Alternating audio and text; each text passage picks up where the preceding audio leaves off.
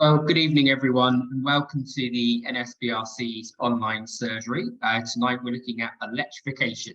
My name is Harvey Fremlin. I am the Managing Director and Employee Owner at the NSBRC, and welcome to all of you for joining us this evening. I know that some of you have been on several of our online surgeries before, so welcome back to you. And I also can see from the bookings that have come through that many of you, this is your first time joining us. So I hope you find it an enjoyable and interesting couple of hours. I'm sure you will do. We have got an awful lot of information to convey to you over the next 2 hours. Electrification, it's in the news on almost a daily basis. I was reading an article just yesterday about whether electric cars really are the future for us and whether the government or the next government will change their policies. Who knows?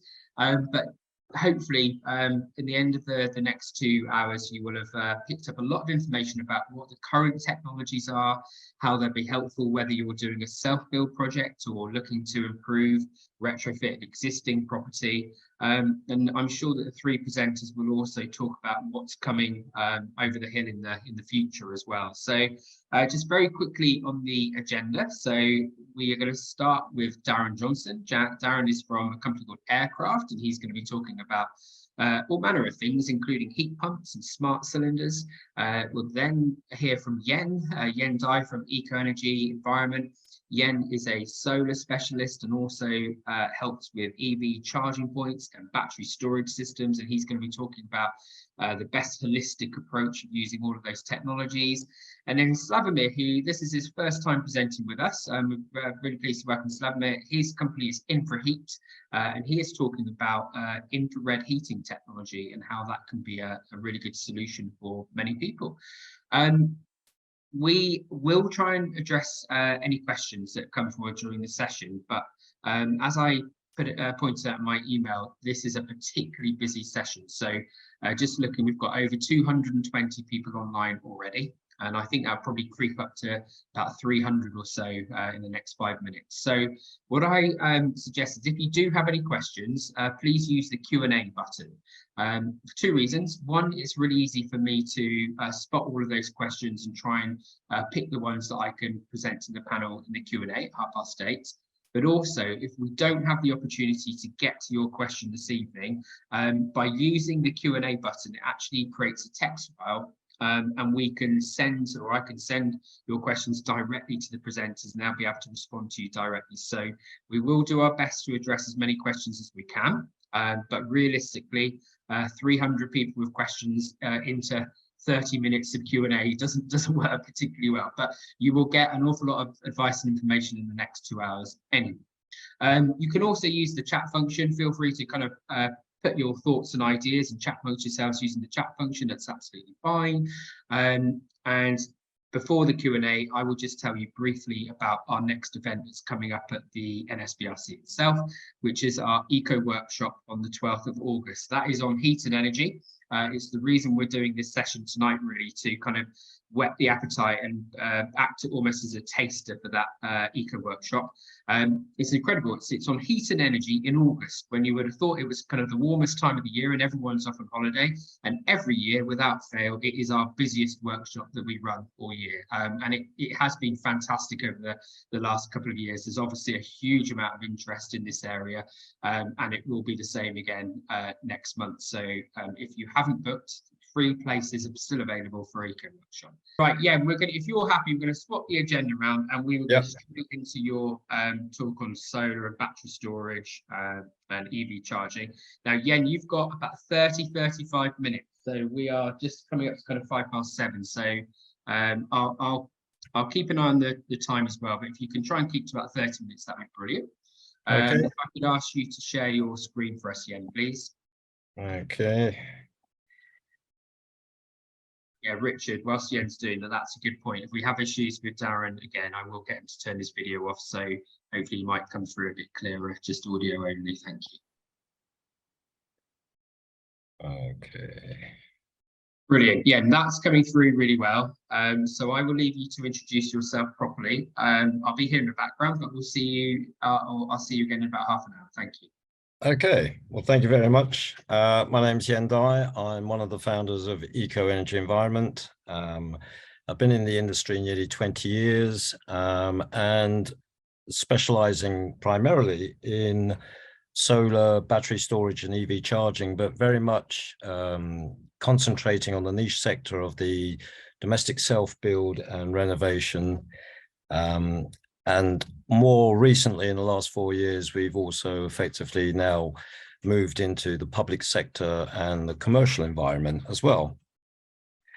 Right, so the session, electrification, smart energy and heating options.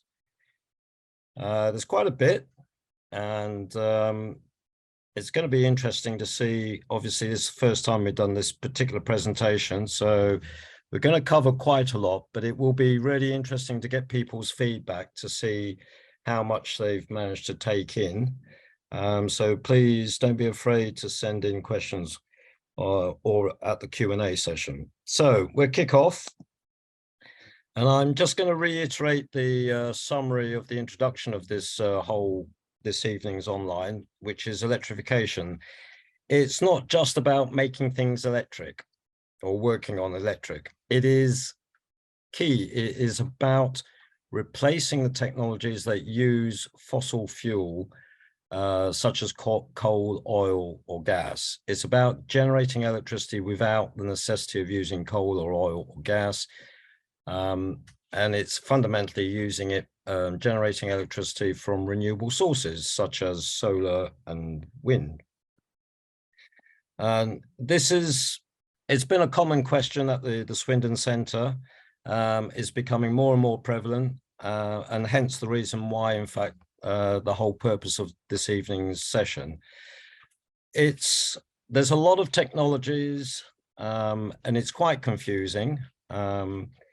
And hopefully, with this session, I can bring some sort of clarity to it and help to navigate the various technologies, and really to try and give, in a relatively short space of time, a little bit of appreciation as to how these different technologies relate to each other, and which solutions may work, or in fact, which solutions may potentially be available to you, because not necessarily all of them, depending on your own particular scenarios, be it it may be that you're just looking to do a home improvement, or you may be doing an extension, or you may be fortunate enough to be doing a complete new build.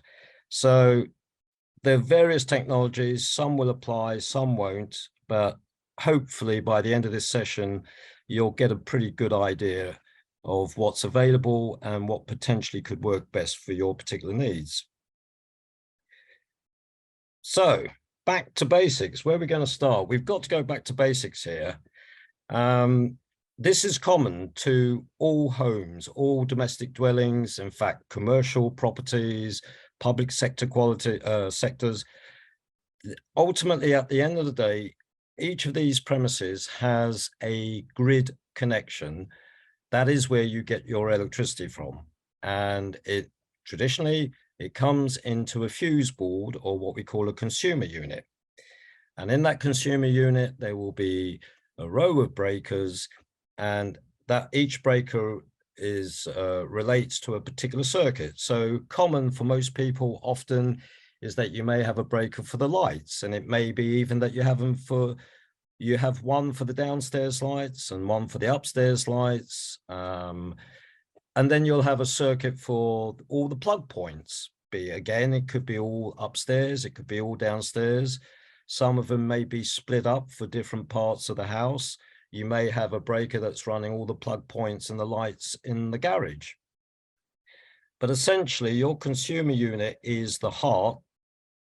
It's where the electricity comes into the property, and every electrical item, be it a light switch, be it a plug point that you're plugging anything from your electric toothbrush to the TV, to the laptop, to the charger, to the microwave, everything in the house that you plug into an electric socket, it's there, and it's all drawing from the consumer unit, and ultimately it's drawing from the national grid. So you've got your lights, you've got your kitchen appliances, and you've got your general appliances dotted around all around the house. And Of more recent is also the EV charger. And this is going to figure a little bit more as we move along this session. So we all consume electricity. Every property consumes electricity. There's no getting away from it. We buy it from a utility company, whether it's EDF, Octopus, British Gas, whoever, but essentially we don't buy direct from the national grid, we buy via the utility companies. It can't have escaped people's attention that obviously energy prices have really jumped, particularly in the last, I put here the last year, but probably the last 18 months. If we go back 18 months, the average price of domestic unit was something about 15 pence a kilowatt hour. Now we're looking at an average price of around 30 to 34 pence. And despite what we see on the news pretty much week in, week out, the story changes. 1 minute it's going up, 1 minute they're saying, oh, it's starting to come down. But in reality, we have doubled the cost of energy in the last, say, 18 months.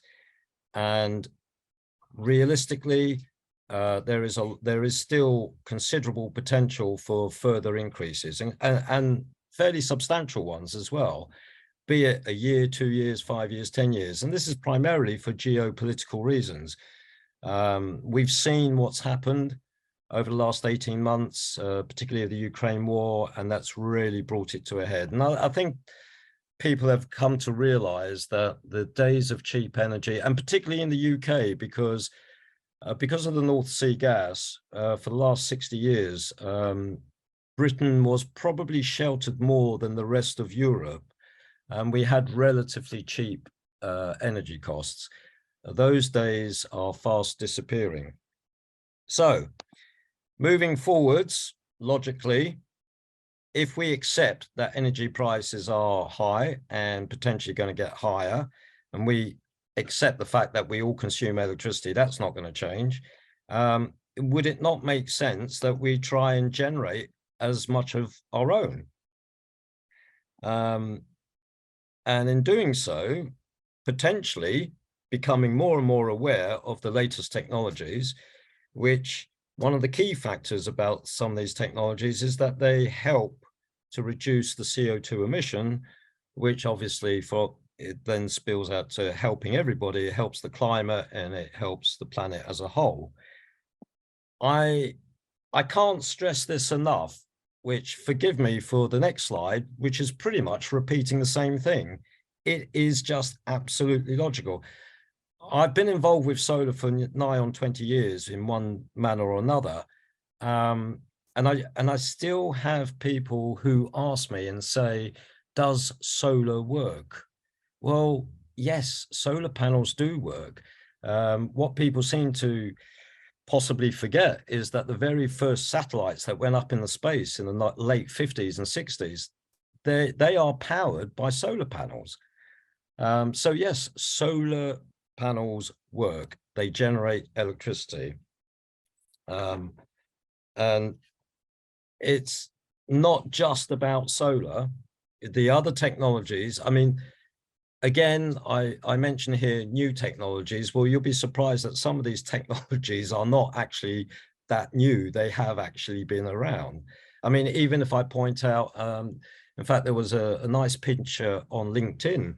Somebody just posted a photo from 1900, where it was a photo from Paddington Station, where there was a fleet of electric vans being charged up in 1900. So it is about embracing the other technologies. It's easy to say that, but it's actually about the integration of all these technologies. And if we can understand the integration of all these different technologies, then we're in a position to really maximize the benefit that these technologies bring to us. And this is very much, as you'll see going through this presentation, it is very much about trying to understand what is out there for us to use. So in order to understand this, we need to look at the bigger picture. So kicking off with this overall approach, holistic is a term that's often used, possibly overused, but it is appropriate here. It is about understanding what's out there. So at the top of this slide, I've just put General Electrics. As discussed in the previous couple of slides, we all consume energy, we all consume electricity through the various gadgets, the various appliances in the house. But there are the other technologies that I've referred to. So we're going to kick off with the ASHP, air source heat pump or ground source heat pump. Essentially, these are units that effectively is a fridge in reverse. They operate on the ambient temperature and take the energy from their surroundings to actually generate heat. They're very efficient, but most importantly, they are non-pollutant, and it's basically sustainable because it's just working either on the ground temperature for the ground source heat pump or just simply the ambient air temperature for an air source heat pump. They're terrific pieces of equipment. There is a caveat to that. They have to be designed correctly and they have to be used in the right scenarios. Otherwise, you can waste your money. But when it's done correctly and it's used in the right environment, they are superb pieces of technology. But the key thing is that they are your primary heat source for heat and hot water, domestic hot water. And the beauty is that they replace gas boilers and oil boilers. And that is really their biggest strength. Another technology that's very much coming to the fore now, particularly in the new build, is mechanical ventilation and heat recovery, MVHR. Now, this, in very basic terms, is essentially a network of ducts through the ceiling or possibly in the wall, but primarily in the ceiling. And it's a pump that is driving fresh air through the property. It's moving the stale air, and as it draws the stale air out of the property, there's a heat converter, heat exchanger that extracts the heat and then automatically heats the fresh air that's being drawn in. So there's some clear advantages here because essentially, you're maintaining some of the energy that say your air source heat pump or your ground source heat pump work quite hard to put in. You're actually keeping some of that energy and you're reusing it. The advantage there also is that because you're constantly moving the air and changing the air, it has a lot of medical benefits in the sense that you're getting fresh air and you're moving pollutants, because even in a domestic dwelling, you do, believe it or not, have pollutants. So by constantly having this air movement, but maintaining a set temperature, and of course, the other advantage is once you've got to that temperature and you're maintaining that temperature, you're not using primary heat source. Your air source or your ground source won't have to work so hard. So that's another key piece of technology that's becoming more and more prevalent. It is more appropriate when you are doing a new build because you need to have a certain space in the ceiling to actually run the vents. Moving on, we've got underfloor heating. Well, underfloor heating is not new. The Romans had it. But again, underfloor heating is again becoming more prevalent. It works extremely well with an air source or a ground source heat pump. It works well with the MVHR as well. And from an aesthetic point of view, of course, it does enable you to get rid of the radiators hanging on the wall. So you can reclaim some of your wall space. But the point I'm making here is that it works extremely well with the other technologies. Another technology that's beginning to come to the forefront is infrared heating. I'm not going to go into too much of this because the third presenter tonight will actually be presenting specifically on the benefits of infrared heating. But what I would say is, from my own experiences, it's an excellent way of heating. It's very rapid. It can heat very quickly. It's very direct. It's excellent, particularly for rooms or parts of the house or the property, which maybe either you don't use for very long, i.e. possibly say the bathroom stroke toilet, where you may only be in there for half an hour. And it's a bit like, well, what's the point of running the radiators for 3 or 4 hours when you're only in there for 20 minutes or half an hour? I've seen various clients who've actually put an infrared heating in the study, which they don't use the study on a regular basis, and they switch the radiator off, but they put an infrared heater in the study for those occasional times that they pop in there for an hour or two. So, and I've got other clients who have, interestingly enough, one client that comes to mind, it was a new build, superb house, extremely well insulated. The design of the ground floor was such that the kitchen didn't have a door. It was an opening off quite a substantial hallway.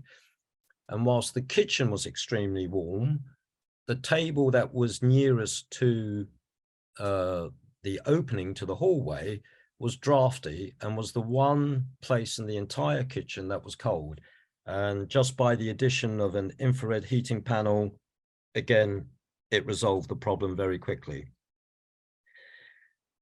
Touched on earlier on, another appliance, an EV charger. Well, this is because primarily this is becoming more and more prevalent.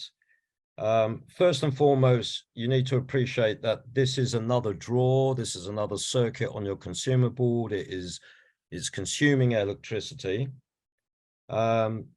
It fulfills that function to charge the car. But again, as we go along in this presentation, you'll actually start to, hopefully you'll realize that actually it has a secondary purpose, which I will cover a little later, which actually will become very important. And last but not least, battery storage. Again, similar to EV chargers, it has an obvious function to store electricity, but again, like EV chargers, it has a secondary function that's going to become more and more prevalent. I put the solar in the middle. Well, ultimately, the reason is it's generating electricity. Solar panels generate electricity.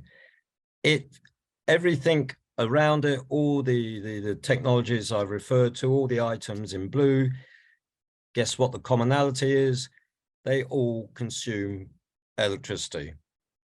So hopefully you can see that the rationale of having solar panels or being able to generate some of your own electricity is ultimately it just naturally integrates. You don't have to do anything special. It just automatically, the solar panels are generating electricity that automatically is fed to the fuse board, and every item in your property draws from that fuse board automatically. You don't actually have to do anything. So you can see the rationale is really generate as much of your electricity. But there is one weakness or fly in the ointment, and that is solar panels work on the basis of daylight. It's the intensity of light that actually makes the solar panel generate electricity.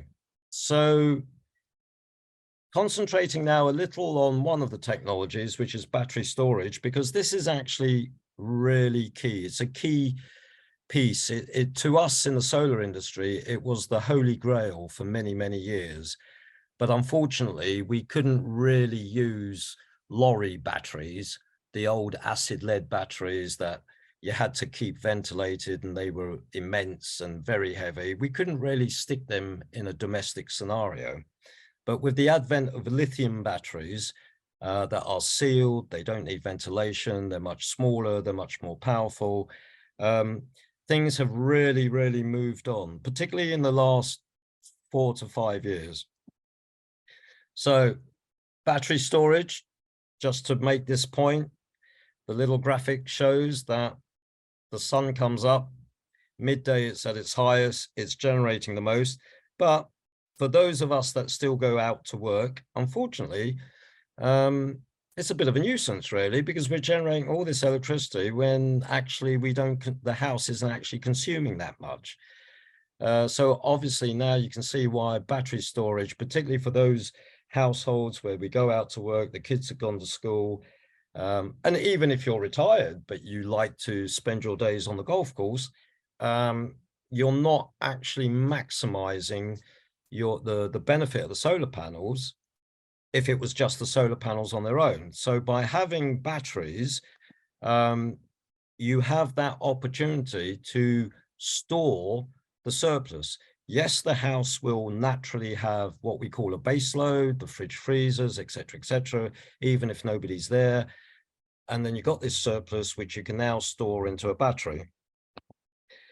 The battery will then, essentially most batteries are designed and programmed so they discharge in the evening. So as the sun goes down, and that's generally when the household tends to start using more electricity, then the battery will then discharge and run the fuse board as far into the evening as possible.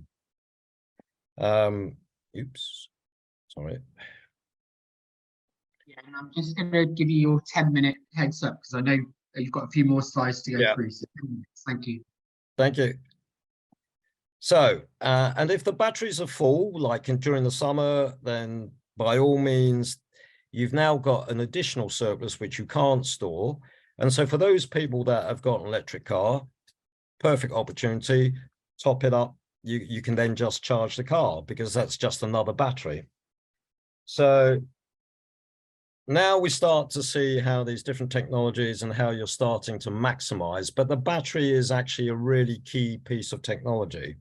And this is shown by this graphics. This is a screenshot from an app from a company called My Energy, where they produce battery storage, EV chargers, and they also produce what we call a diversion controller. But you can see from this graphic that if the house was the solar panels producing 3.6 kilowatt, the house is empty, that's a base load, it's running 0.2 of a kilowatt, it's putting 0.2 kilowatts into a diversion controller, it's putting 1.8 in the car because the car happens to be in the driveway, and it's putting another 1.4 into the battery. So here you've got you can see where you're really maximizing by using the other technologies. So again, key thing is to self-generate as much as you can. In order to maximize it, you want to use it.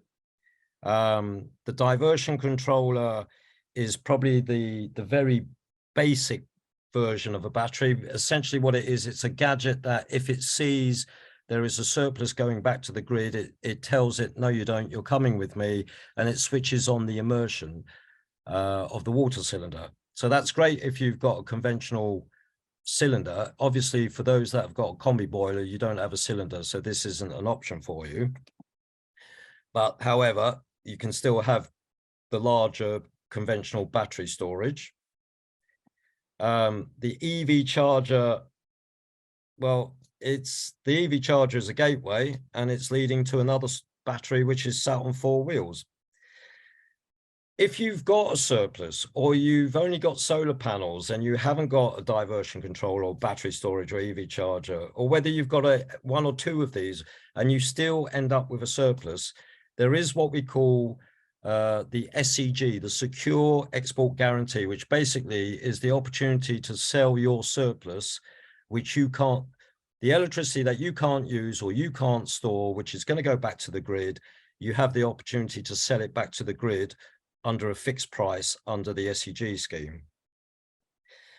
The next thing that is now become apparent, or is another service or development, is TOU, time of use. And this is where you can purchase electricity to charge your battery or your electric car on a cheap tariff, which is traditionally in the middle of the night. So it's an opportunity to buy electricity cheap, store it, and then use it. So if you were putting it into the battery during the night, you could be using it in the morning if it was particularly cloudy and rainy and the solar panels weren't generating enough. So coming to the electric vehicle, because this is really what's really pushing a lot of it, it's charging. A lot of people say, oh, well, I'm going to get an electric car, so I might as well get some batteries, and oh, I might as well get solar. Well, that's a logic that's actually back to front. You should be, hopefully by this stage, you've realized the rationale of getting your solar and then getting the battery, and that it's the EV charger or the electric car is a natural progression, because the maths doesn't really work. The best way to charge a car, because a battery in a car is much, much bigger, is basically to charge it on an off-peak tariff, normally at night. By all means, you can charge that car from your solar, but as I've said previously, it's really about topping it up. But your core charge really should be from an off-peak tariff at night. The battery, the domestic battery at home, is really to run the house and everything in the house, with the exception of the EV, the electric car. Future developments, and this is where why I said previously that the EV charger and the battery have a secondary present a secondary opportunity, is very much because of this ability to they act as a gateway, or they will be acting as a gateway in the future by giving us that capacity. So one of the things that is essentially being it is available around the world in small areas, and it's going to become more and more prevalent, is when the battery, you come home in the evening and you might have a 60, 80 kilowatt battery in the car, and you've only used 20 kilowatts. You still have a substantial amount which potentially could be redirected to run the house. So this is the point I'm making, is at the moment, the average domestic battery with a solar system is probably sitting at around 8 to 10 kilowatts. But an average, even an average electric car has something like 50, 60 kilowatt batteries. So you can see the potential to be able to use the unused capacity out of your car to run the house is actually quite an inducement. And then, of course, you might be saying, well, if I've just used all the battery, all the juice out of the battery in the car, what do I do in the morning? Well, the point is the chances are you've probably gone to bed by midnight. Most off-peak tariffs tend to kick off after midnight. So you just then buy in on an off-peak tariff and charge it up ready for the morning. And the other one is, so that's vehicle to house, but the other one is vehicle to grid. So this, if you like, is just, again, another progression, it's about the ability to, rather than discharge back to the house, it's to actually discharge it back to the grid, which would be immensely beneficial to the national grid, who's trying to balance the demands. The setting it back to the grid, we've already seen some test scenarios around the world, even in the UK, and in fact, when they do buy back, when the grid actually buys back from you, be it from your house or from your car, they are actually paying quite substantial amounts, much higher than the set figures in the SEG payments. And this essentially means that the utility companies are now becoming virtual power plants, because it enables them to aggregate all those houses that have got solar, that have got batteries, or have got electric cars, and it enables them to start trading, buying. So you could, in the future, we will find ourselves purchasing and selling back electricity depending on the price of the energy, which, by the way, fluctuates immensely throughout the day. So these are very much developments that are very much around us. They're getting closer and closer to becoming mainstream. And these are the sort of things. So ultimately, I bring you back to the final recap, and it's really about impressing on you that there are different technologies. They all do have some sort of relationship. They all do integrate. And in the future, with the development, the further tariffs that the utility companies are coming out to try and sell at cheap rates to shift the demand and buying back like a virtual power plant. It's really about just understanding. It's a lot to take in. The thing is, time is on your side in the sense that you can start off with putting your solar. If you're doing new builds or doing home improvements, you can add various elements of different technologies. But ultimately, at the end of the day, the ultimate goal is that we end up with battery storage and EV chargers, and it enables us to buy and sell at a much better price, which ultimately, at the end of the day, is to try and bring some sensibility. I wouldn't say a guarantee to energy prices, but it certainly helps to buffer what may be coming down the road. And on that note, if anybody's got any questions, if I've got any time left, Harvey. Harvey, all right, okay. Sorry, Ian, that's me. I'm not unmuting myself this time. Ian, thank you so much for that. Yeah, just on that slide, before you move that slide forward, you've got the acronym there, TOU and VPP. In case anyone missed it, could you just remind us what those mean, please? Certainly. So TOU is time of use functionality. It's an acronym that's applied to batteries. So not all batteries have this functionality. So when you're looking at buying a battery to go with your solar, you need to talk with the installer and confirm that the battery that they are proposing has time of use functionality. And basically it means that it has a timer. You can set the timer and you can set it to the off-peak tariff. So of course, consequentially, that basically means you also need to make sure that you're with a utility company that offers you an off-peak tariff. Otherwise, it's all rather academic. Thank you, Ian.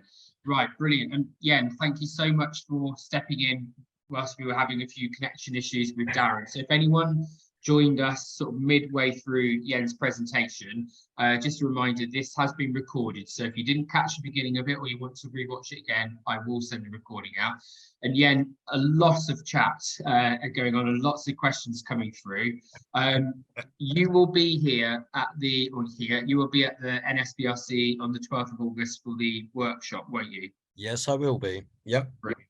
Okay, excellent. And I know you're going to be doing another presentation during that workshop, and then you'll be available for one-to-ones. Normally on your stand, because you normally have quite a crowd, don't you, at your stand, and you can answer people's questions then as well. Yes, that's right. Yeah, absolutely. Brilliant.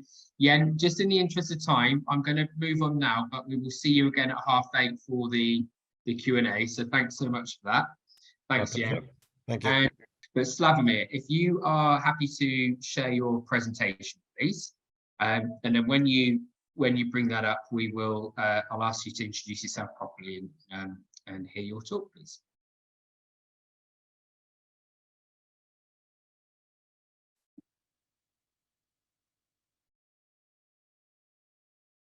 Is that okay? That's perfect, Slavomir. Thank you. So yeah, if you'd like to introduce yourself, and you've got 25 minutes, and I'll be here in the background. Thank you. Okay, so before I even start, I just want to introduce this to everybody because it's so powerful. So the sun only needs 2 minutes to provide enough energy for the entire world for a year. Literally, absolutely everything, all appliances, all light bulbs, everything can be powered for a year. And we only need 2 minutes for that. So obviously, this is why I really do believe that electrification of heating and generally electrification of energy is the way going forward. And we just need to be better in capturing and storing the energy, because currently this is the biggest challenge, the storing the energy. My name is Slavomir Kuprowski. I'm a founder and CEO of InfraHeat Limited. I'm the DA assessor, sub-assessor, retrofit assessor as well.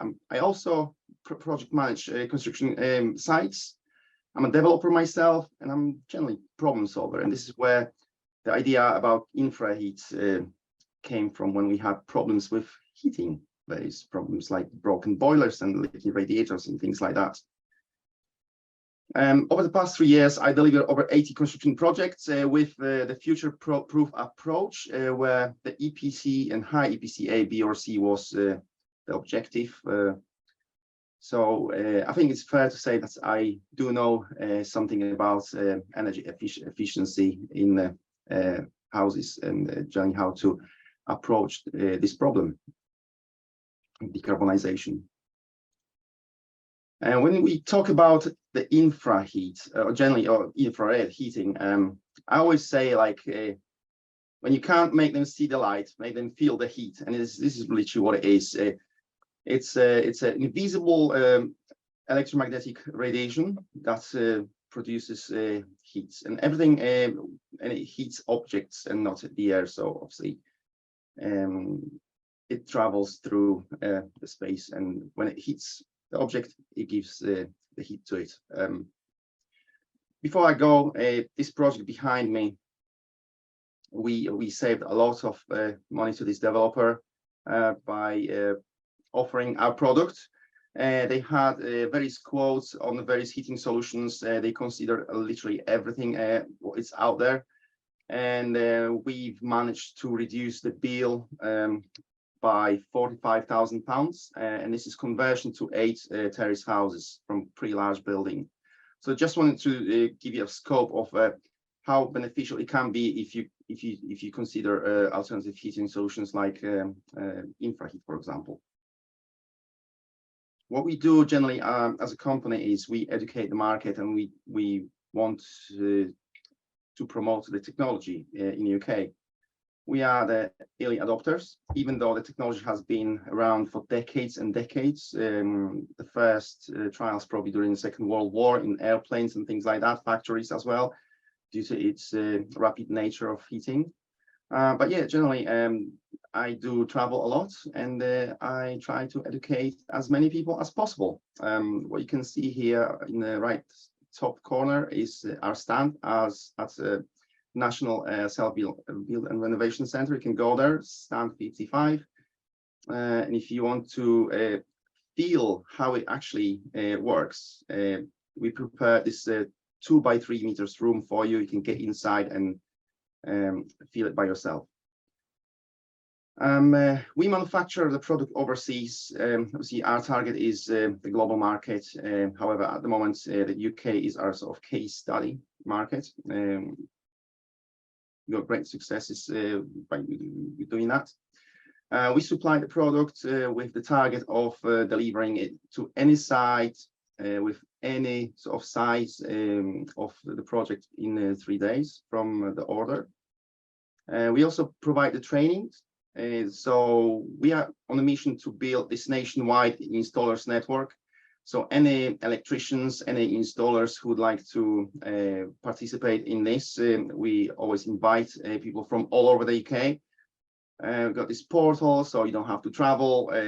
We give you the access, and you just basically watch a couple of videos, go through the documentation and all that. At the end, you get certified with a Q&A. And we also offer on-site and on-hand training sessions as well. We also design the heating systems. And again, usually it starts with the drawings, and then we calculate the heat loss, and obviously we know how much of that you need in your house in order to be super efficient. The specification of the product, and this is literally what the product is about. I'm not sure if this if I can show you this on this, but yes, this is literally just a carbonated sheet, very thin, and very flexible as well. We've got three sizes of this product. 30 centimeter, which goes between the joists, and we install it in the ceilings. 50 centimeters can be installed in the walls as well, and the floor in smaller areas, and 100 centimeters is underfloor always. As you can see, thickness 0.4 millimeters, so it doesn't affect the floor at all.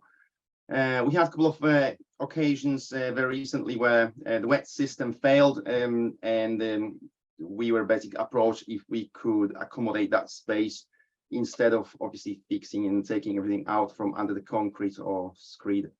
And yeah, and we're the best solution for them because of this, because of the rapid installation as well. So the foil itself is coefficient, so it will never exceed 60 degrees centigrade. Although even when we install it behind the plasterboards, we limit that to 50 degrees. And as you can see, the heat resistance 100 centigrade, so it will never get damaged by itself. The main difference when we get asked what's the difference between the convectional heating and the infra heat is that when you use the standard boilers and radiators, you have to spend a lot of energy on heating that air in the room, and then obviously that air gets circulated because it cools down, it gets heated again, and just circulates around. So usually what happens is you have one area of the room which is hot and you never spend time there because it's not very pleasant, and the other corner of the house is not warm enough. And this is the reason where you have the cold spots in your house and things like that. Whereas with infrared heating solution, which we install again on the floor, in ceilings, or in the walls, we don't have that problem because we heat the entire space very evenly. And when you walk into the room, you don't even think about whether it's warm or not. It's just nice. It's just there.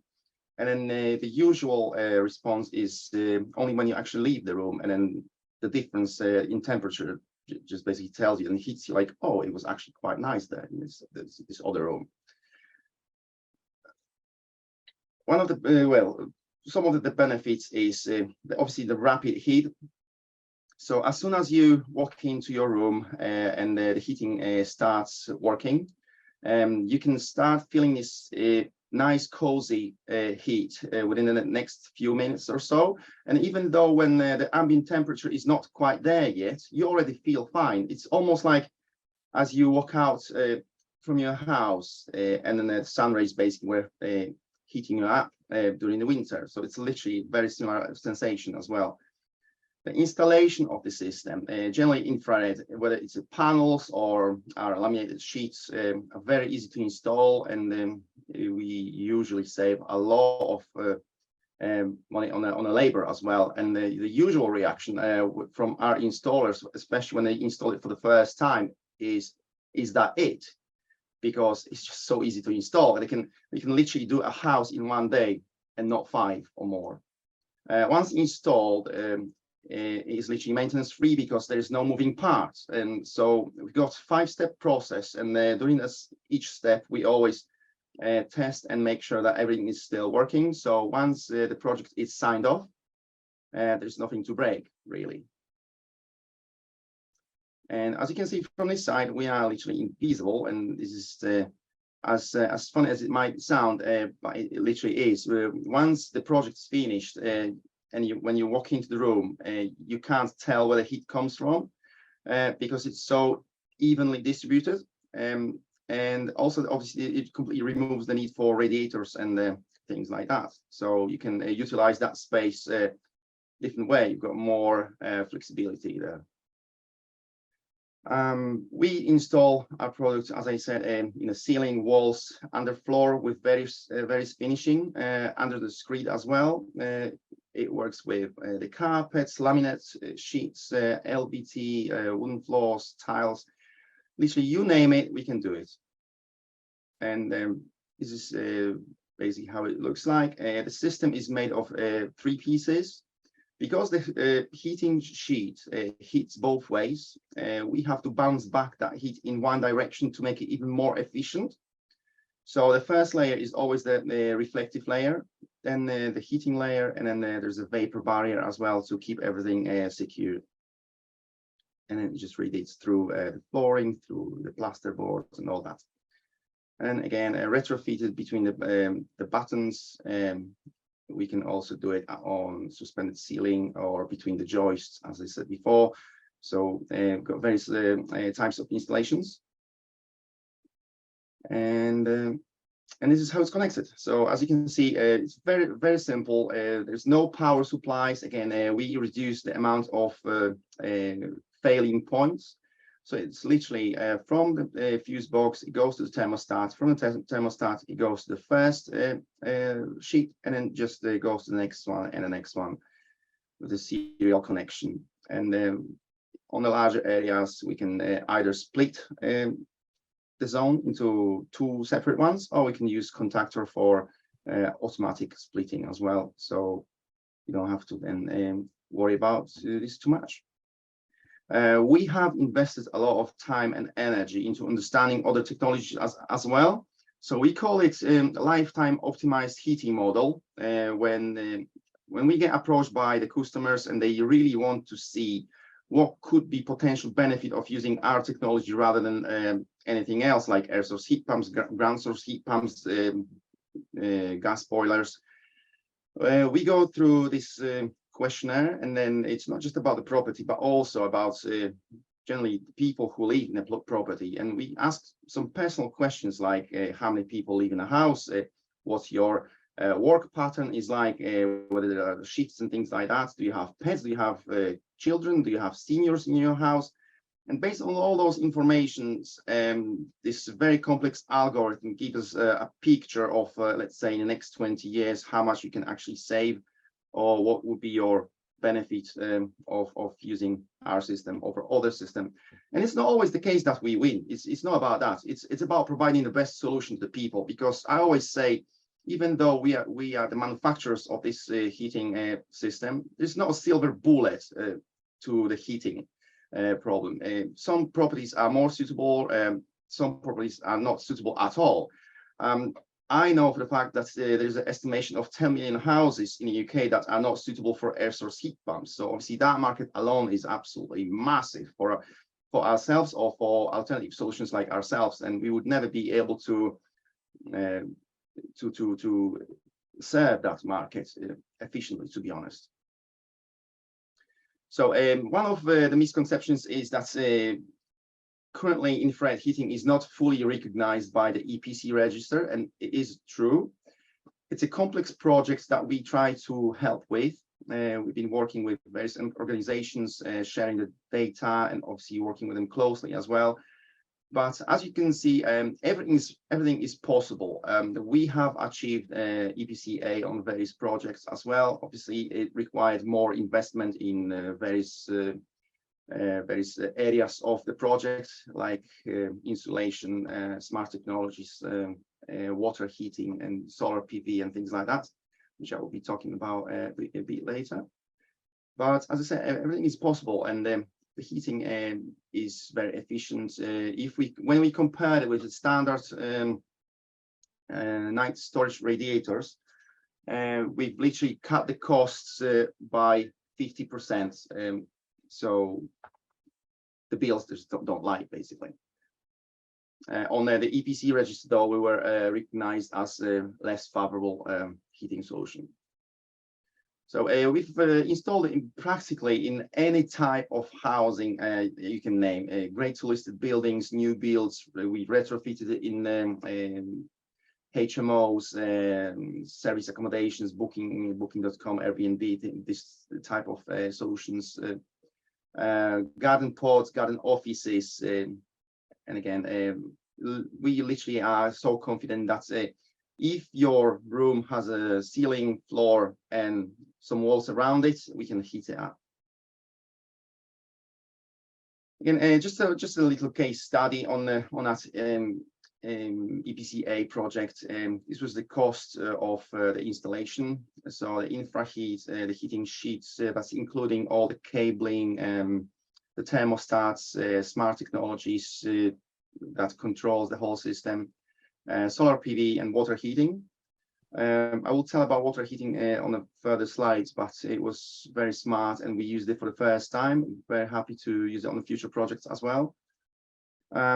This property was the HMO property. As you can see, slightly larger investment. But again, the customer who decided to install this in this project could claim a lot from the solar PV and battery storage and things like that. The reason why he approached us is basically there was a scenario when students basically left the HMO with opened windows and ramped up the radiators to the maximum, and they went for Christmas. And then after 3 or 4 weeks, he obviously he's received the bills, and it was like 3 months worth of bills or even more. And he really was shocked how they basically treated him. So we came out with a solution which is now controlled in a smart way, and each room is controlled completely separately and independently. So there's no way they can do it again. We also have partnered with a company that manufactures the only one in the world, patented, voltage optimized fuse box. And it's an amazing piece of technology that we applied in our projects now as well. It basically makes sure that you don't over voltage your appliances. The average voltage in UK houses is at around 246 volts, meaning that a lot of that energy is basically wasted. So what this device does is basically it optimizes the voltage at the core, at the start of your house, basically, and lowers it to more safe numbers like 225, 230, which helps with the lifespan of your appliances as well. And also, just by using that, as you can see, we can save additionally on the bills as well. This is on average how much you can save by optimizing your voltage. Not to mention, obviously, that is more eco because you use less carbon, but also because of that, obviously, you produce less wattage, which translates to the bills as well. And obviously, in this day and age, we have to be smart, and hence that we started applying smart technologies in every single project that we do these days. So things like motion sensors, window sensors is a standard with us now. So let's say the scenario that I mentioned before, or the other one as well, there was a conflict between the tenant and the landlord. And basically the tenant has decided to take battery operated thermostat, and she left it in a fridge. And again, ramped up the boiler, which was working like 3 weeks, 24/7 to the maximum, trying to catch up with that temperature, which was never possible to do. So again, the motion sensors, the way it works is if someone leaves the room 20 minutes later, the base temperature goes down from, let's say, 19 degrees to 15 degrees. And because of that, obviously, there is no power drain. And then as soon as, again, there's a motion and someone gets back to the room, we usually do it like 5 minutes later with some sort of delay, because sometimes people just get back in and go away again. Yeah, it just basically reduces another further 30% of power because of that smart approach. And again, the window sensors, if someone let's say opened the window, like in that scenario where the students tried to generate extra costs to the landlord, it would behave exactly the same. It would either reduce the base temperature or it would completely cut off the power. So it would literally shut down the thermostats automatically. This is a bit of a screenshot from the monitoring system we use in our projects. So as you can see here, the room number 5 is consuming slightly more energy than the other rooms, and we could not identify why, because every single room, the whole property was, but this is basically 5-bedroom HMO, all en suite, fully electric, and we couldn't understand what is going on in that room. And then week 3, it just came down to normal like everyone else. And that was the time when we actually went to that property and asked what was happening.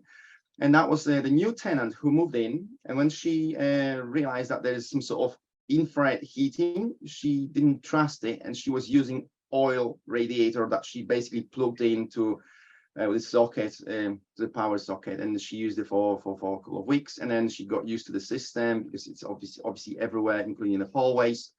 She started liking it, and then she basically turned off that oil radiator, and as you can see, that the difference was noticeable straight away. And we achieved all that through combining technologies. So even though that we manufacture infrared, we are very passionate about bringing new technologies. We keep researching the market, keep testing new technologies, keep contacting manufacturers, and we are always open to collaboration as well. We had a couple of scenarios when air source heat pumps installer approached us and asked if we could help with certain projects where the air source heat pumps were under spec. And I'm not saying here, obviously, that air source heat pumps are bad. No, it's all about the design. So obviously, someone responsible for the design, unfortunately, didn't deliver a great job. And because of that, the developer found himself in difficulties. And instead of obviously replacing the air source heat pumps, which would incur absolute massive cost, considering it was like 26 houses, we came out with a hybrid solution, and our system is basically treated as a booster in that to provide that first sort of initial heat, and then the air source heat pumps basically keep up with that heat. We've been collaborating with the Energy House at Salford University. It's a project of one-to-one house within a encapsulated environment where they can recreate various weather conditions from -20 to +40, rain, snow, you name it. And they were very satisfied with the results as well. So as you can see, it shows where our product is. In this case, it was above the ceiling. And yes, and then it was evenly distributed. And I just wanted to show you just a little short video about how easy it is to install underfloor. And then after this, we'll probably have some Q&A. So let's see.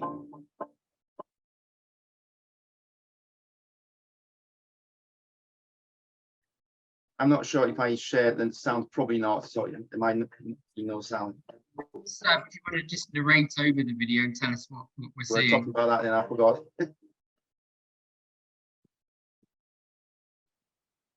So this is the insulation part that we install underneath. This is the way I mentioned. We've got 2 types.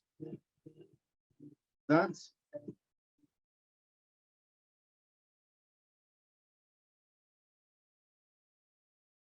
And this is the 1 meter carbon laminate.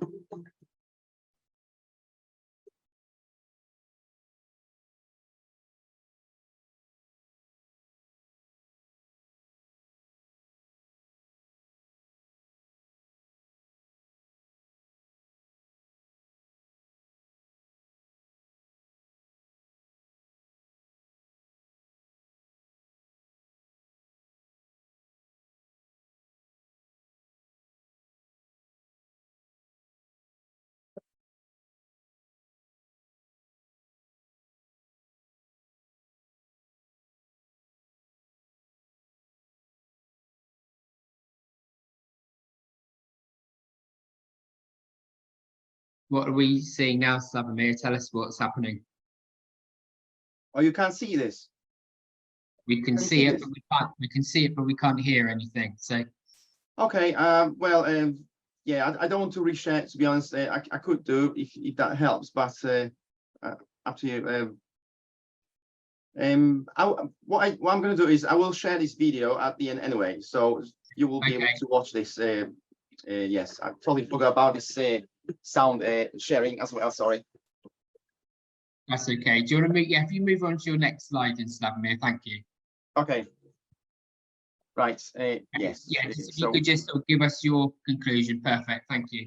sorry. Yes. So that was the last one. And then obviously, if you have any questions, please ask. What I'm going to do is as well on this side, on this slide, you've got this QR code. You can scan it, and it will literally get you there where this one of these videos is available for you as well. And this is my contact details. You can email us if you have any questions, and obviously the number as well. Yes, I mean, if you have any questions, I'm happy to answer. I'm happy to reply to the questions after this as well, if there were too many. Yeah, so just for people that didn't pick up earlier, we'll send out a copy of the recording and all of your contact details as well, along with the other presenters. So there were a couple of questions that came through. I just saw one in particular that I wanted to put to you.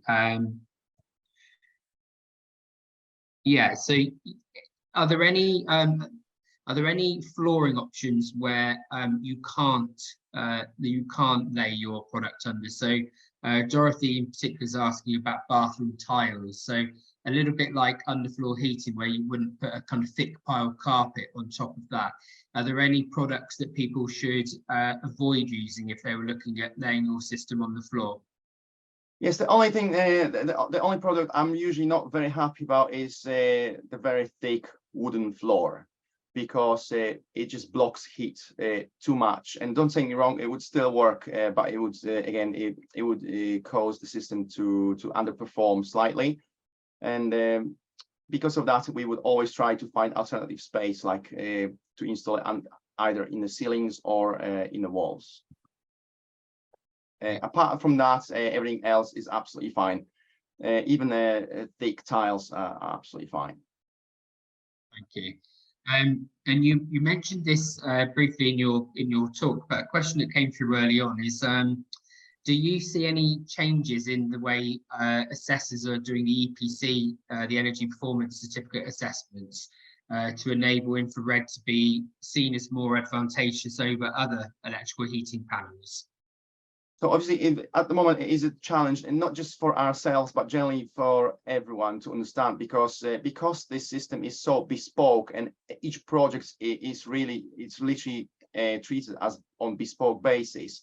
It's really difficult to bring just one standard sort of EPC value to it, you know. So we are currently working on it and trying to obviously understand and how to approach this problem in a most sort of optimized way, most sensible way. We had some really good discussions about that, and there will be changing coming, definitely. There will be probably split between panels and, you know, systems like this as well. But at this stage, we don't know yet how it will look like. Again, it requires a bit of testing, hence obviously projects like Energy House, and yes, and obviously someone who will need to pull some strings will need to decide what to do with. But obviously we are on the journey with them. Lovely, thanks, Slavomir. Thank you. It looks like Darren has made it from his office to his home, so we're going to try one more time with Darren, Slavomir. So we will see you again shortly for the Q&A session, but for now, thank you very much. Darren, just whilst you catch your breath, I'm just going to share very quickly a slide with everyone at home, just to show people what's happening in August. So I mentioned it earlier, this really, as you can see, is a lot of information to convey in a short space of time this evening, but we will drill much deeper into some of these topics and be able to address a lot more questions at the Heat and Energy Workshop, which is happening on Saturday, the 12th of August at the National Self-Building Renovation Centre. Tickets are absolutely free, as always, and you just can register for those at our website, nsblc.co.uk. /eco-workshops. And I'm not sure whether you'll be able to read these, but I just wanted to give an idea of the timetable for the day. So we're actually going to be running 2 theatres for about 2/3 of the day, because we've got a huge range of talks going on and seminars, and it will give people the opportunity to kind of dip into different technologies during the day as well. So without kind of reading all of them, we're going to be covering heat pumps, wastewater heat recovery, fabric first principles. I saw in the chat earlier, someone said make sure you get the insulation, the air tightness of a property right before you consider some of these technologies, which is absolutely a philosophy that we at the centre and all of our presenters would adhere to. Rainwater harvesting, underfloor heating, which has been mentioned, the smart cylinders. So there's a huge amount of talks going on during the day. So come and join us on Saturday, the 12th of August for that workshop. If you can't make that, our next big show is not too far away, middle of October, and that is a 2-day huge self-build renovation show. Hundreds of people to talk to, loads of talks and seminars and guided tours of our educational zone. So if you've never been to the centre before, a show is a really fantastic opportunity to see it in full swing. I'm going to stop sharing now. That was just a mini commercial break. Darren, right. Thank you so much. Third time lucky. Can you hear me? I can hear you loud and Right. clear. So Darren has raced from his office to his home, and we really appreciate you legally, without breaking any speed limits across the lovely New Forest. So yeah, Darren, if you can share your screen. I will. Optimistic now, and thanks to everyone for your patience. This is live and these things happen, and we really appreciate all the presenters are giving up their evening. So Darren, I do appreciate that. Right, yeah, if you're able to share your screen. Yeah, there we go. Hopefully that's coming up now. Fantastic. Yeah, Just make that go a bit larger. Yeah. You're right. There we go. Slideshow from beginning. Okay, are we live? We have got there, Darren. So I'm going to keep my fingers Perfect. crossed. Perfect. We have lost a little bit of time. So all right, well, it'll be very quick. I'll whistle through it and that'll keep Okay. everybody. It's conscious of time. So shall I go? So good evening, everyone. I'm Darren from Aircraft. We're a company based at Christchurch in Dorset, but also at the National Self-Build and Renovation Centre on Stand 73. As a company, we like to say we take your indoor air comfort to a much higher level with very, very energy efficient heat pump based heating, cooling and ventilation using MVHR. Tonight we're talking about the electrification and decarbonising the home using technologies, and I'm going to talk to you about heat pumps. Obviously, we've already heard from Yen and Slawomir about the other technologies available, all very viable, all very popular, and all very important to decarbonise this world. And really what I want to say is we're going to talk about heat pumps in the sense of, what they involve, how they work, what are their benefits. I'd like to perhaps quickly debunk some myths and get rid of some dogma, largely populated by people who've unfortunately had bad experiences of heat pumps for no other reason than they've been badly applied to their property. There's nothing wrong with heat pumps if they're designed properly, if they're installed correctly and commissioned correctly. There's no reason why we can't use heat pumps for the purpose of heating and cooling our homes. A lot of this bad news is also being spread around on YouTube by boiler manufacturer sponsored pundits. I won't mention any names, but there's been some terrible, terrible coverage of heat pumps, and it's all been quite unfair and largely exaggerated for the benefits of marketing. But anyway, I shall press on. I'm going to actually start with a little call to action. This is a 35-second video of basically illustrating temperature change in the world over the last 100 years. And, let's face it, we've seen climate change before in the history of this planet. If you've been watching the BBC Earth programme recently, you'll probably know that it's happened more than once before. The big problem is that if we do go over this tipping point and we go into really, really serious territory with massive, massive overheating to the point of extinction level issues, the last time it happened was basically millions of years before the advent of the human race and any actual mammals or life. So we are actually facing it as a big, big problem this time. So if we have a little look at this just basically very quickly shows you what's been going on with climate change over these last few 100 years. So I'm really teaching you to suck eggs on this one. I don't think any of us are in any doubt over what's been happening, and this call to action now that the world and our governments have put forward to decarbonise and to reduce the carbon emission problem.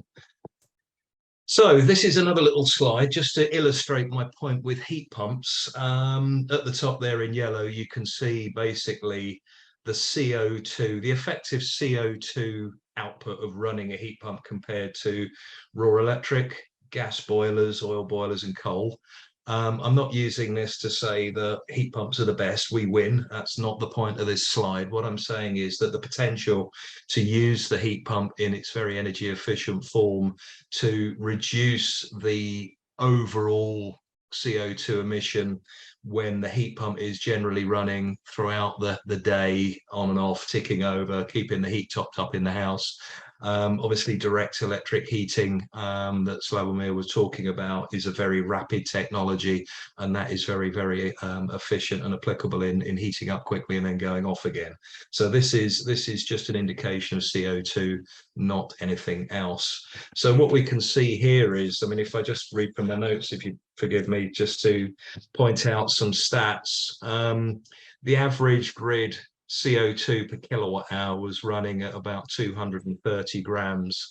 The newer figures taken recently in comparison is about the same, 233 grams of CO2 per kilowatt hour compared to 519 grams of CO2 per kilowatt hour previously. We are getting better, but the government projection over a 4-year average between now and 2024, going back to 2020, was really trying to get it down to 136 kilograms, 136 grams of CO2 per kilowatt hour. And to put that into perspective, if we were able to displace gas as a heating fuel in 5 average dwellings, then that would reduce carbon emissions by the equivalent of taking nearly 4.5 cars off the road permanently. So obviously, to do that, grid capacity for the amount of electricity that's involved on the grid is a big issue. So this is why the efficiencies of heat pumps, and I refer back to the yellow bars in the slide, you know, typically around about 400% efficient for ground source, 320 and increasing now on the newer heat pumps for air source. This is where they're very, very viable when used in conjunction with obviously cheaper rate electricity, free electricity from solar powers, cheaper electricity stored from batteries, and it's about getting that mix of the solution right. You've then got to balance the capital expenditure of it against the overall long-term running costs to make sense of it. So really, it's a really, really sort of complex mix of decisions to really make sense of the overall solution, using all the different elements that all three of us and Harvey have been speaking to you about this evening. What we really need to look at is the fact that at the moment, the electrical capacity of the grid, I understand, is really peaking at about 60 gigawatts of energy production. We are told that the government are working on measures to increase it to about 100 gigawatts of capacity. But if, for example, everybody switched off their boiler tomorrow and started up a heat pump, we would need 170 gigawatts of power if they were going to start using electric heating. So we need to really leverage these energy efficient heat pumps to get those 3-to-1, 4-to-1 advantages to keep below the total capacity of electricity that's out on the grid. Just a quick look at what are heat pumps, what do they look like? I'm sure you've been around the centre. There's quite a number of heat pumps in the room in the trade village. They come in various shapes and sizes. The one in the middle is a typical example of a ground source unit. Ground source have the advantage of not needing the box outside with the fan going round, making that little bit of humming noise.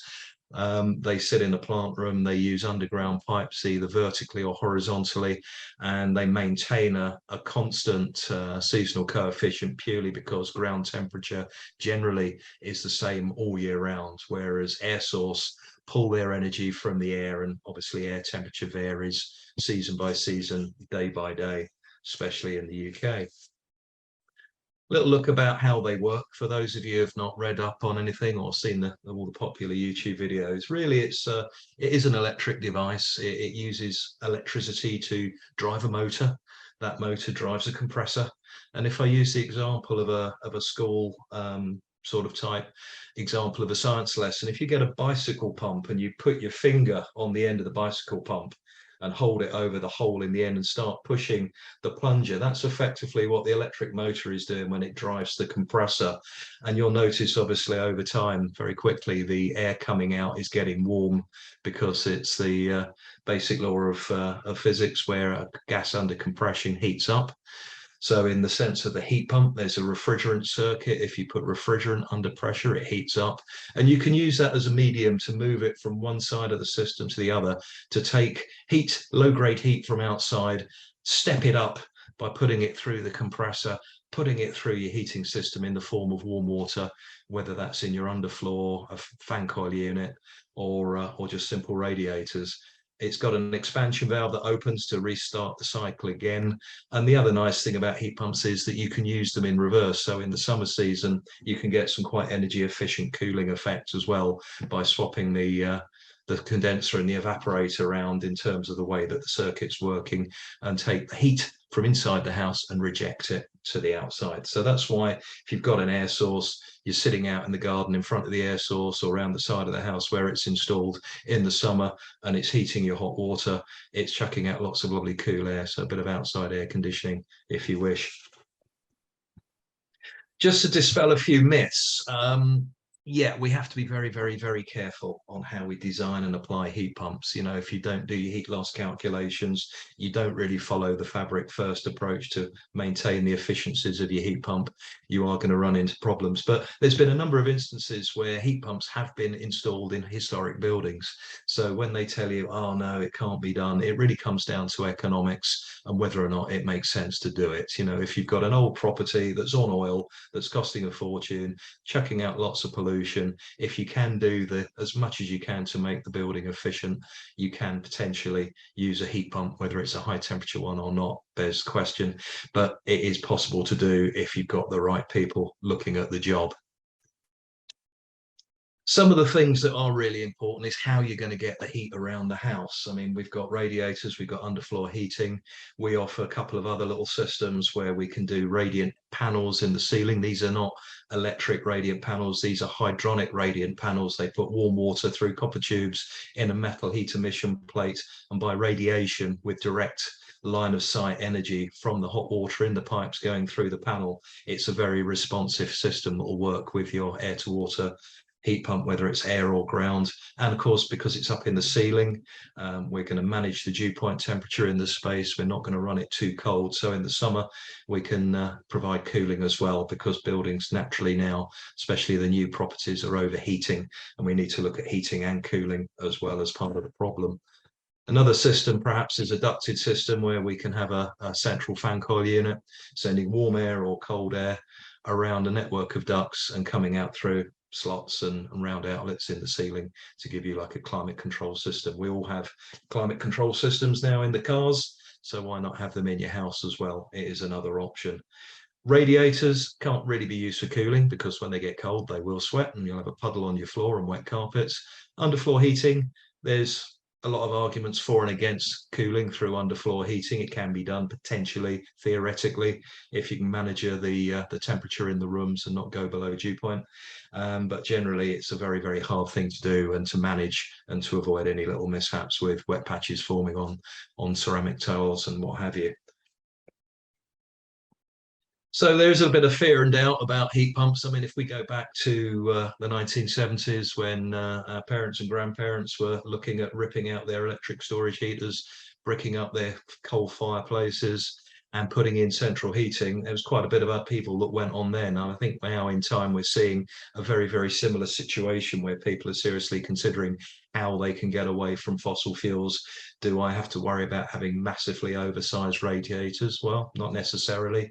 If you get the aluminium heat pump radiators, they are reasonably small in form factor, they are responsive, they can meet your heat loads, but at the end of the day, you are going to be looking at larger than normal radiators, because you want to be running at that lower flow temperature.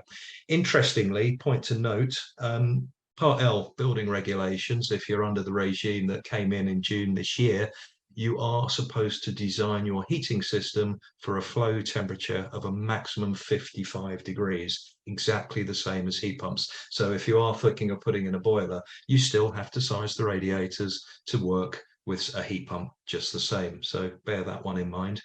Pipework, yes, it can be a problem if you've got microbore pipework. Heat pumps hate that. There are workarounds, there are solutions, but if you've got the right company doing the job, possibly it can be overcome, but it's just something to be aware of. Ground source, if you're considering ground source, yeah, massive mess in the garden if you're digging trenches. Boreholes are horrendously expensive, but if you've got the budget, you've got the land, that's what you want. It is possible. And at the end of the day, you're going to get a very efficient system that runs without any considerations to low ambient temperatures, beasts from the east scenarios, blah, blah, blah, blah. It will be a very, very good installation. So central heating was a disruption, but would you want to stay with coal if you were looking at the situation back then in the 70s? No, people were prepared to embrace the newer technologies and go with a central heating with a gas boiler, albeit. So some of the other considerations: urban air quality, a lot of things going on with other building control standards now. We now have Part O for overheating. In urban areas, we have to consider a lot of things with overheating. Temperatures in urban areas tend to be a lot higher. You haven't got the benefit of leaving your windows open all night, especially if you're on the ground floor for security reasons. You've got pollution in the air. So as quickly as we can get away from fossil fuels in urban areas, the better. And heating systems based on heat pump technology are becoming more and more prevalent. In urban areas, we tend to see more homes of multiple occupancy, HMOs. They're looking at district heating schemes now where you have a common plant room using one big heat pump, sometimes connected to a borehole, heating the whole building and providing a very, very low CO2 emissions heating system. So what's next? Jens already touched upon these topics. I mean, the national grid, without a doubt, needs a lot of upgrading. We need more capacity. We need store and use technologies. We need batteries to smooth the peaks and troughs. We need things like demand response systems and smart tariffs. Heat pumps are being designed for all of this in mind, as are the battery systems, as are the cars, so they can respond to areas where there's a bit of cheap electricity available, or there's a different demand scenario. So all the new heat pumps that are coming out now have all of this technology being built into their software, so they're a perfect partner with solar, with cheap smart tariffs, etc. Flexibility, again, batteries being put into the grid, you know, this energy storage balance. You know, there was a program just the other evening about charging stations where they had to have a bank of batteries, hundreds of kilowatts of battery storage, because the grid couldn't meet the demands of these very high capacity EV chargers. So all of this infrastructure is starting to go in to help us overcome these challenges. So really, at the end of the day, nothing's changed. You know, the Stone Age didn't end because the world ran out of stones. The oil age won't end because we ran out of oil. But sun is the common denominator. The sun is what gives this planet energy. It provides energy into solar. It drives the generation of renewable energy. It helps us with heat pumps. It helps us with infrared heating panels. It does everything we need it to do. We just don't use it smartly enough and widely enough. So if you need any more information about heat pumps, we'll be around on the stand during the next few shows. Stand 73, we'll be there to talk to you more. Hope to get some questions from you later. Before I finish, very quickly, I just want to touch on hot water. We like to work with smart hot water cylinders. This one is in the center from Mixergy. It's on their stand. You can go and look at it, see it, touch it, feel it. It basically is a multiple input cylinder. It's ideal with heat pumps. It can work with boilers. It's brilliant with solar and batteries. And it gives you basically the ability to always know how much hot water you've got, so you're not overheating your cylinder. It can learn how to heat only what you need on a day-to-day basis. It learns that profile, and it can do a lot of clever things. And it's not that much more costly than a normal cylinder. So these technologies are around. Here's a good example. We've talked about whole house ventilation and heat recovery. I did interestingly pick up on some of the questions that were going around in the beginning before I had to drop out. Yeah, I'll take on board the question about parasynthetic response. I just don't want to push that back and say, well, actually MVHR isn't the thing that does the heating in the house, it's the heating system, and they are programmable, so you can change the profile of the heat recovery function. So you can leave the fan running at night, you can keep the fresh air coming in, you just switch off the heat recovery if you choose to. Lots of clever things you can do with good good quality heat recovery systems, and they can be used quite effectively in that scenario. So really, that's all I want to say. We can carry on later in the Q&A or when we see you on our stand. But thank you for your time. I'm Darren Johnson. I'm the Managing Director of Aircraft. Please get in touch if you wish, or come and see us whenever you're in the centre on stand 73. Thanks very much.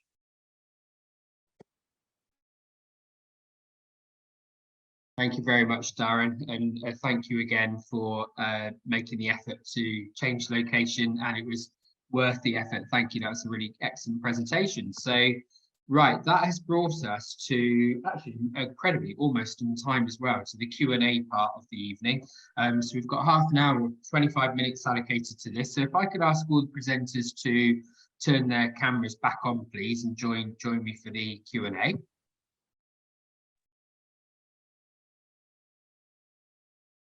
And there has been an awful lot of questions, so we still have over 250 people online, which is pretty impressive at 8:30 on a Thursday evening. So thank you to everyone that's joined us, and I hope you have found these talks useful and helpful with your own thoughts. Obviously, time is limited, and there's only so much information that the presenters can convey in half an hour. So we're all aware that we're almost kind of just skimming the surface, really, in terms of some of the topics. And as I said earlier, come and meet them and us at the Eco Workshop in August, where we can pick up this conversation and take it a bit deeper. So I just wanted to start with a kind of themed question, really, which has been mentioned in a couple of the questions that have come through, and I'm going to come to you first, Yen, as our first presenter.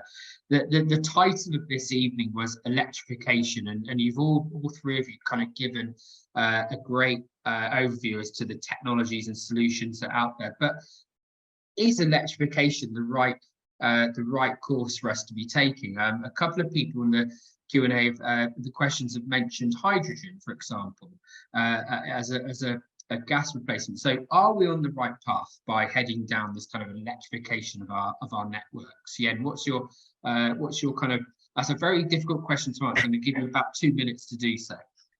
Right. Well, I think the answer to that is yes. That's the short answer.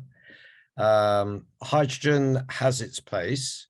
My personal take is that we should have gone with hydrogen for cars instead of electric cars, but the technology for commercial reasons, it wasn't there. It wasn't going to happen. I can see a scenario where we're going with electric cars for the next 20, 30, 40 years and then move to hydrogen. But the question as a whole, should we go down the road of electrification? Yes, primarily because as a modern world, we operate on electricity. And we generate electricity by burning gas and burning oil, etc., as well as nuclear. And we can generate it from solar, from sustainable, from solar, from wind, from hydro. Somebody put it in the chat, why don't we do more with hydro? Well, we do, but again, it's the commercial aspect and the geological aspect. They are far and few between, but there is a place for it. But ultimately, it's because as a modern world, we operate on electricity that we should be moving down the road of electrification. That's really that's my take on it. Thanks, Yen. Slav, Darren, have either of you got any further comments on that? Well, only to say that, yeah, I agree with Yen. I mean, the problem is we just can't produce enough hydrogen. You've got to look at the efficiency of the engine, any fuel of that sort. It's all comes down to how cheaply you can make the hydrogen, and it has to be green, proper, true green hydrogen using energy, electrical energy that's produced renewably. Grey hydrogen, whatever, it's no good. It's just pointless.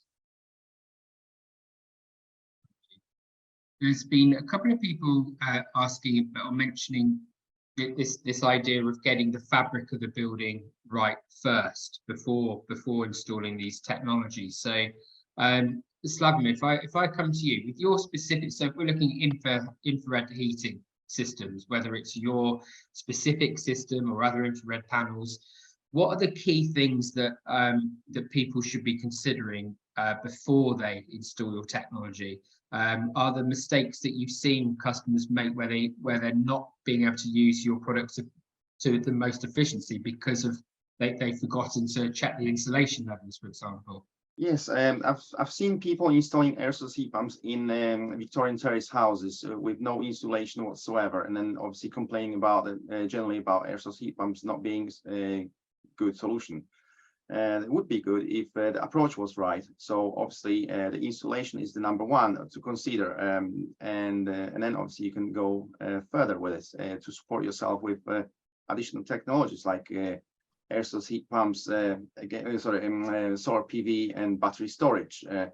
We had this scenario where someone's approached us on the Great Listed building, 1600 backdated, and they had literally no choice other than a ground source heat pump with borehole, and they were quoted like £62,000 for it or something like that.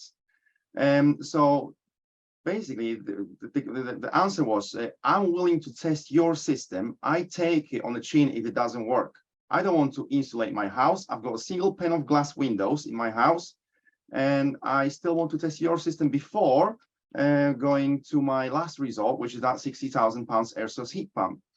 And when we installed the system there, again, with no specific insulation, single pane of glass, I went to that house during the winter, and then as soon as I walked in, I'm like, okay, I'm good.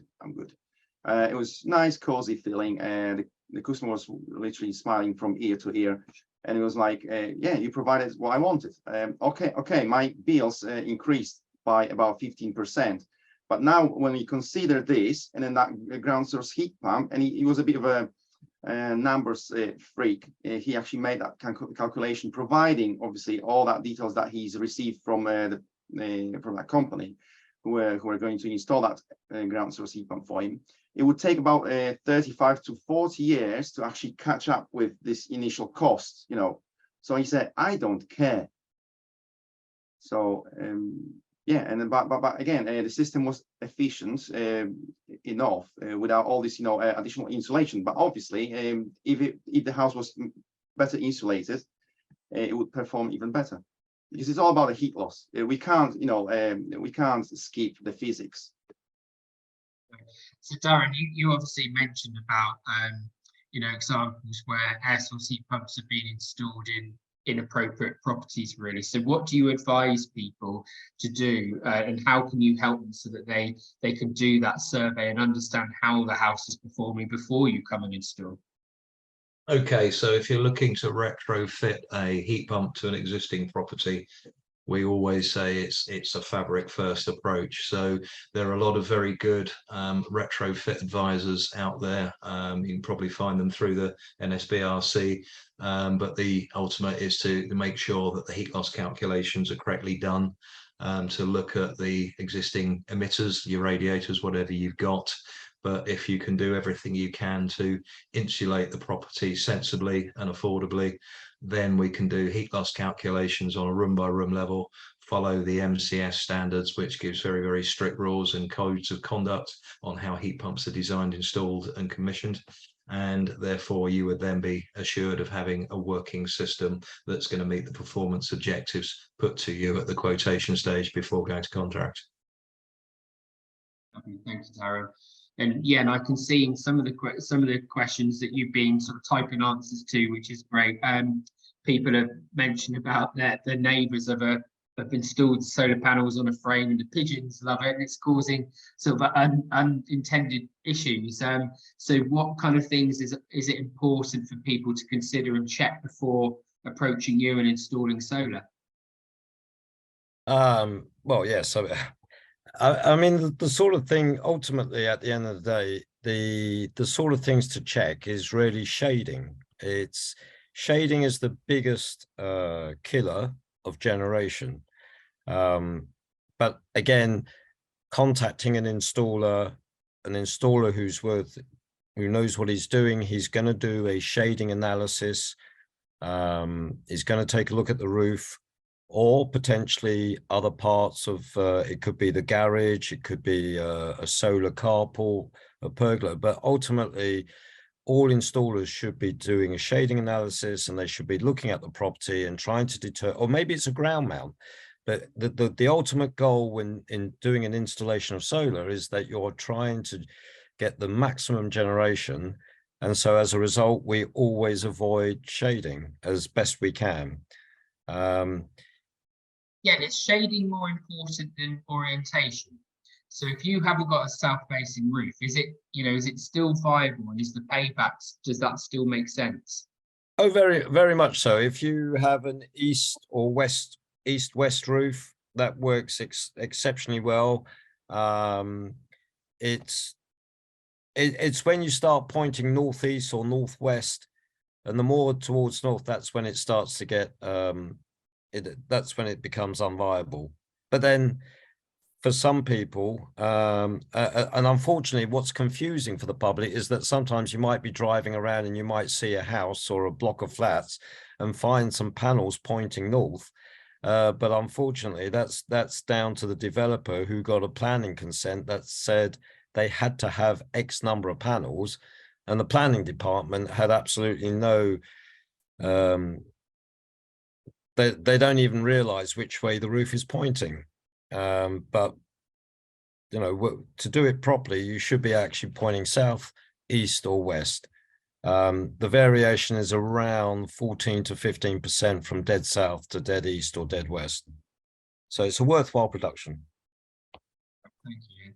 And the questions is coming from Gavin. I think this is really pertinent. He's asking which system works best for heating and cooling, as our climate in the UK is increasingly becoming more like the Mediterranean's has been known for. And, we're seeing just, in the last week or two, the impact on not only our climate, but the Mediterranean with all the wildfires and things. But with us generally having hotter summers now and sort of variable winters, has thinking changed in terms of what the best solution is for people? Darren, I'll put that question to you first. Absolutely, without question, people are realizing now that we've gone from what was already a fickle climate to one where we are going to see much warmer summer temperatures. Obviously, it goes away very quickly, just as it comes in very quickly. I mean, we've gone from situations where we've been rushing to finish people's jobs early because the weather's gone from being like winter to summer, and we've skipped a season. I would say that the justification for our heat pump clients is the fact that it can do cooling as well. And I would say 60, 70% now of our installs have some element of comfort cooling built in using the appropriate emitter system in the house. So that is that with the cooling, is that an additional? So would it be more expensive to commission a system that has that dual purpose rather than just the heating element? Yeah, without a doubt. I mean, the heat pump itself isn't more expensive. Generally, there's literally a few £100, sometimes even less than that, difference in a heating only heat pump or a heating and cooling reverse cycle heat pump. Where the additional cost comes in is if you're using radiators, that's cheap as you can get. If you're using underfloor heating, that's market as commoditized beyond belief now, and it's literally a race to the bottom for the underfloor heating only vendors to get work. So they're diversifying into other technologies. You want to put in things like ducted fan coil systems, radiant panel hydronic systems. Yeah, they're premium systems. They are undoubtedly more costly, but you've got to balance that with your comfort levels and how you want to enjoy your home. Vladimir, it's the same question to you about the changing climate and whether is your technology kind of future-proof to be ready for that? Mechanical ventilation and heat recovery systems, to be honest, are very available these days. What we have used for one of the projects, the one that we achieved, the EPCA, it was a tank with mini air source heat pump on top of it, like all-in-one solution, which basically is not powerful enough to provide heat for the entire house, but it is powerful enough to provide heat for the water. And basically that's can also that's cold air can be then diverted back to the house during the summer season as well. Thank you, Seb. Yeah, and question for you from Paul that's come through. Just looking at solar panels feeding into battery storage.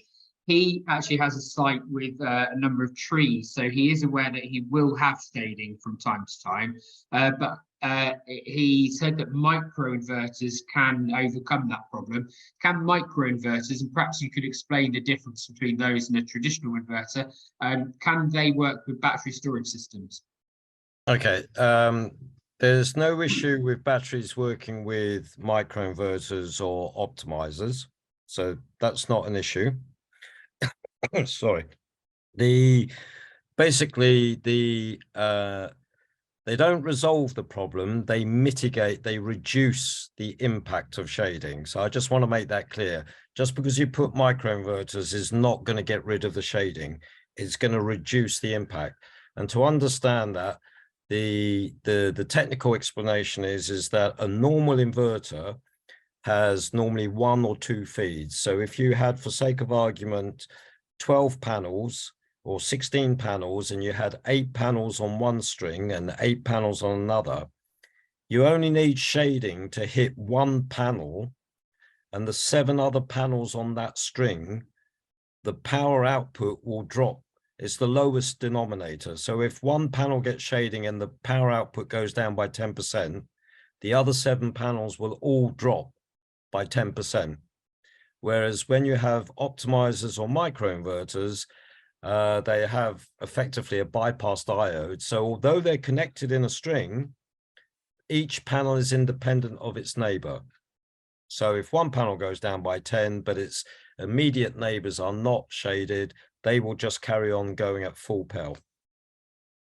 So yes, when you've got shading and you are aware that you have some shading, it might be because of a tree in the morning or a dormer in the afternoon or a chimney stack, and you just can't get rid of that shading, then that is the reason for using optimizers or microinverters, and that helps to reduce the power loss. Again, thank you very much. Slavomir, a specific question for you, following your presentation. Stephen's asking, I should imagine he's mainly considering the wall, the system that's hidden behind a wall. Does that affect where he might put up pictures or mirrors or things on the walls, i.e. can nails or screws be driven through the infrared wall panels?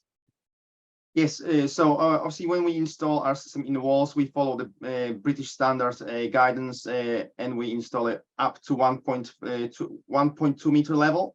So as you would do a DPC core, something like that. So we don't go as high as the pictures level. Even though if we did, we would or puncturing that, it would not stop the system from working. But just to because we as a company offer a lifetime operational warranty, we just don't want people puncturing that for whatever reason. So that's why. Very much, thank you. Okay, and a question, Slavomir, again for you from Penny that's just come through. Can infrared heat be used to heat water? Can infrared heat your hot water? No, we are only space heating solution. For water, you need to we come up with something else. It's either we go either with that smart tank that I mentioned, the all-in-one solution with the mini air source heat pump, or instant heaters, which are now very efficient as well and can accommodate that space very easily. Okay, and Slavomir, sorry, I'm picking on you now, but just another question for you. It's come through from Bruce, and actually there's a couple of questions that have come through. So Andy has asked, is it a completely safe technology? And I do hear people who have perhaps never come across a technology before in the centre saying, oh, am I going to be microwave from the inside out? Yeah, so is it completely safe in domestic use? And Bruce is asking, is all infrared technology the same? So he's aware of 3 different types, one which is a far or long wave infrared that you perhaps wouldn't use in a large commercial building, whereas short wave infrared you might do. So is it safe, and are there different types of infrared technology that people need to be aware of? Yes. Okay. So first of all, the technology has been around for decades now. It's been used in the medical industry as well. It's completely safe. Our product has been tested against various issues. That's obviously products like that have to be tested against. In terms of infrared types of lens and technologies and what have you, yes, there are different ones. Certain ones are used externally for external environments, like for example your patios and things like that. You would never use that in your room because it will literally cook you. So it wouldn't be pleasant at all. It wouldn't be right solution for you. So yes, there are different ones. And what I'd like to mention here, just to give you the comparison or the picture of the difference between like our solution and let's say the infrared panel. In order to heat a room, you have to provide certain wattage, and the panel it's a congested space. So that's usually radiates slightly more aggressively into that room. And then if that panel is put, let's say, above your head, that heating is relentless. It just basically gives you the same amount of output all the time. So that could cause certain unpleasant experiences and what have you. Whereas when it's spread across the whole room, it's much more pleasant. And this is also the feedback that we had from a larger group of people who tested the product in the energy house project. Thank you very much, Stephanie. Thank you. I'm aware that we are coming towards 9 o'clock quite quickly, so I will try and get us a couple more questions in, and then I'm just going to ask the panelists to leave us with their kind of final thought or top tip, so their kind of summary of this evening. So, but there were a couple of questions that I just wanted to make sure. Yeah, a question for you. So you were talking about how we're becoming kind of mini producers of energy, and that we can't buy directly from the national grid, you know, and we're buying it through these producers. But do you see that changing in the future? A couple of people kind of asked the question, you know, why can't we buy from the national grid? Do you feel that the way that we sort of source and buy our energy in the future might change? I don't honestly think the way it's set up in this country, I can't see a change. We will be buying through the utility companies. I don't envisage us buying from the national grid direct. I think there's always going to be a go-between. But what I can envisage is the actual business models or the purchasing models. How I think I can see that changing, and there could be various business models that might come onto the scene. One example is, in fact, an initial example of the virtual power plant was done by, interestingly enough, it was done by a battery manufacturer in Germany. And they came up with a concept whereby they approached all the end users, all the end clients who had bought a battery from them, and said, give us access to your batteries so we can actually empty your batteries or discharge as much as we need. And they were aggregating all these batteries, and then they were then acting as a utility, like the national grid, a utility company, and they were selling it. But at the same time, what they were doing was they were offering a flat fee, which is very similar to, say, our mobile contracts, how our mobile phone contracts changed about 10 years ago, where you notice that they all of a sudden were going for a flat fee, like 15 or 20 pounds a month for X number of minutes. Well, this business model that they came up with was they said, right, well, what's your average use per month? Set the charge and said, right, it's 30 euros for X number of kilowatt hours. If you use more than that, there's no problem. We'll still supply you the extra electricity, but we'll supply it at 20% less than the going rate. So it was a very interesting business model. Tesla, you may have seen 2 or 3 weeks ago, there was an announcement that Tesla is planning to become a utility company in the UK. do not be surprised if their business model is similar to that. And the reason why I say that is because they already, in a small town in Western Australia, they had actually supplied a mega battery storage unit and were virtually running the entire town. And they were effectively the utility company of the town. And they had a monumental battery package. And so they could pretty much control end to end. And I would not be surprised if the business model, when they do declare the more details and how they propose to do it, will be something along a flat rate, which the public can understand. It's you just judge what your average is, and there's a set fee for that. And I think that is something that the public would actually appeal to the public. But there are loads of different models. You can see with Octopus, they've got about half a dozen different tariffs. And again, it's a case of understanding the tariffs and understanding how you can, what your pattern of consumption is to decide which tariff actually works best for you.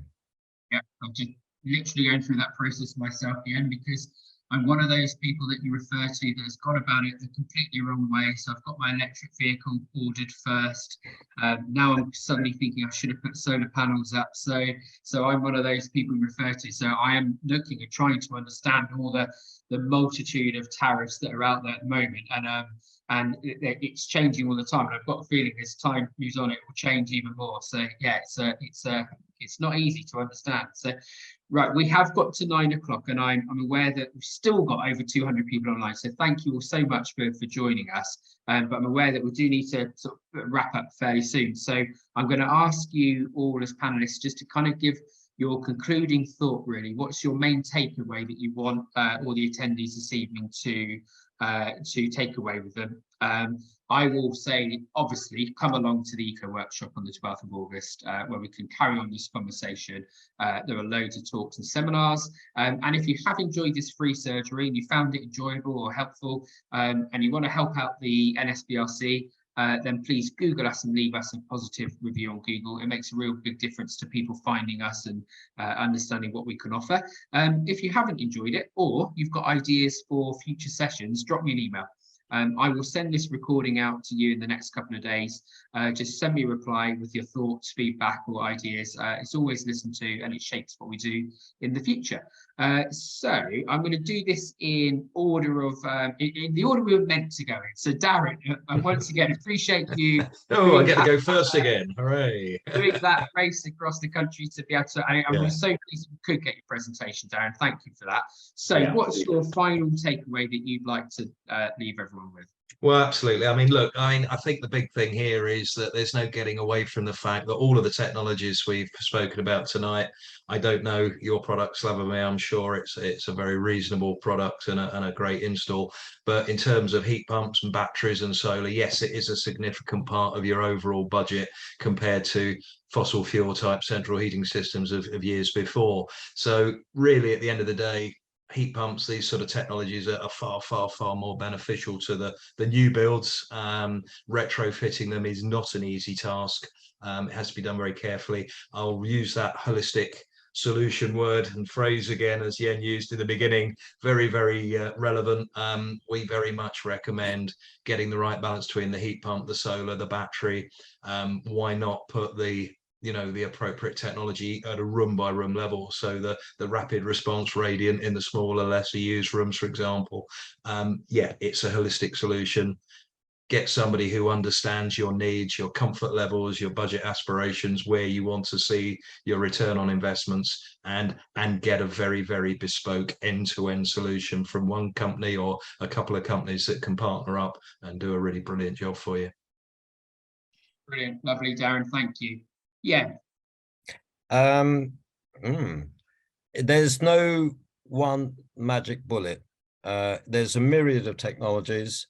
I would echo what Darren just said. It's about talking to specialists and getting a bespoke, because there's no two properties that are identical. The properties might be identical, but the households will not be identical.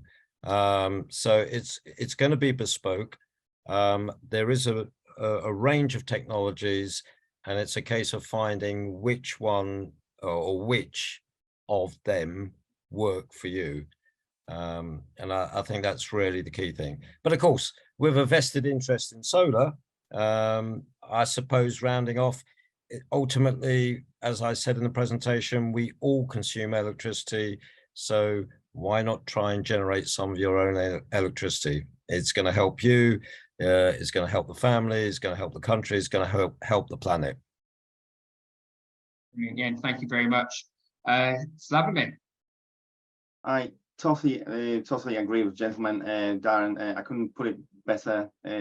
I'll be honest, I'm a big fan of collaborating with other technologies as well, bring them on board myself in the development projects. Collaboration is the key. There's no silver bullet solution, as I mentioned before. Everything has to be approached on bespoke basis. Again, there's no two the same households. Hence, obviously, we literally invested so much time in understanding how certain configuration can affect the consumption, the bills, and all that kind of things. So yeah, we just have to basically consult it the right way, and then make sure that the system that we choose is designed the right way as well. Brilliant. Thank you, all three of you. That's brilliant.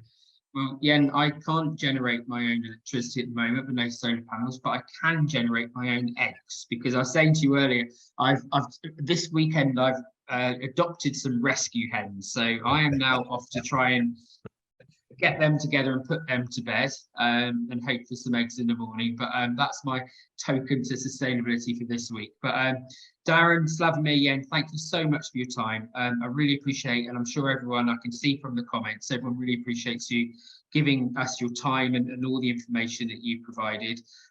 See you all the 12th at the Eco Workshop. To everyone watching at home, I will get this recording out to you. I think it will probably be Monday, because I'm going to do a little bit of editing so that we pretend that we always meant to hear from Darren third. So, so I'll do a tiny bit of editing to recording. I'll probably get out to you on Monday with all the presenters' contact details as promised. We hope to see as many of you as possible on the 12th at our Eco Workshop. Enjoy what's rest of your evening, gents. Thank you so much for your time. Thanks for watching at home, and we'll see you at the NSBRC really soon. Good evening, everyone. Thank you. Thank you very much. Good night. Have a good evening.